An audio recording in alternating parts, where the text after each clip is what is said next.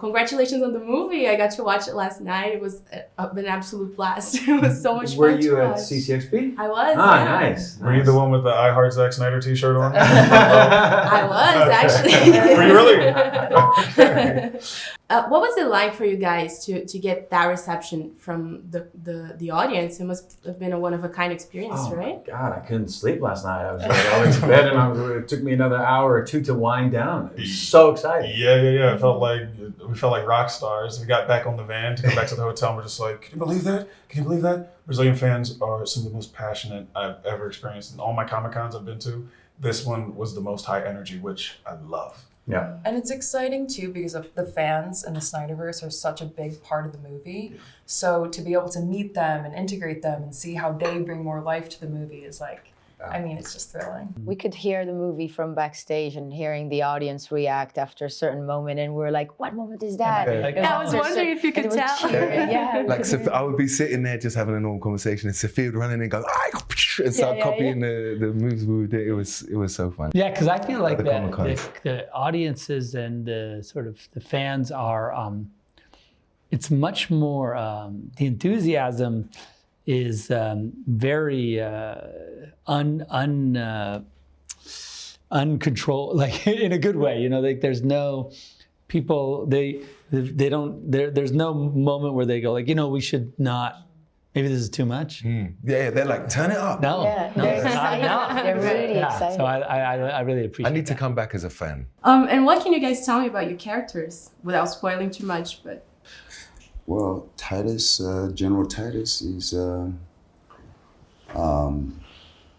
general who once worked for the Imperium, but his vocation is for the innocent and the oppressed. So he's dedicated for that, yeah. From Tarek's perspective, Tarek is a man attempting to go back on the road of redemption. Looking at his story, when we find him, he is, should we say, under captivity, but at his own choice. He's a man who strives for honor, but has spent the last 10 years kind of trying to fill a void. And the journey that he goes on is kind of trying to come back to himself, to the man he was. I mean, I don't know what to say about Kai. I mean, I think the first thing you'll notice about Kai, the character that I play, is that he's very handsome. I told him not to say that, by the way. Okay, hang on. I don't know why. It's too early in the morning for that, mate. Too early for honesty? Too early for honesty. but you also cannot lie here. So No, I can only tell you the truth.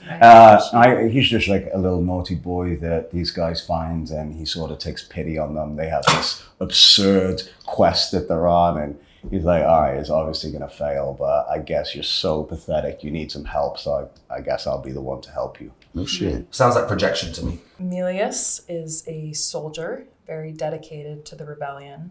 They are a resistance fighter that is picked up by the Blood Axes and soon becomes a very loyal and determined element of the whole troop.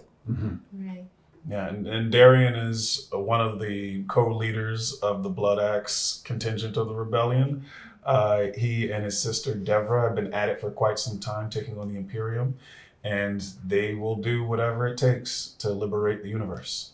And I play Gunnar, a humble farmer from a place called Velt. And when my community comes under attack, I join Cora in an attempt to find these guys to help us protect ourselves. What can fans expect from this movie and from what comes now? What comes next?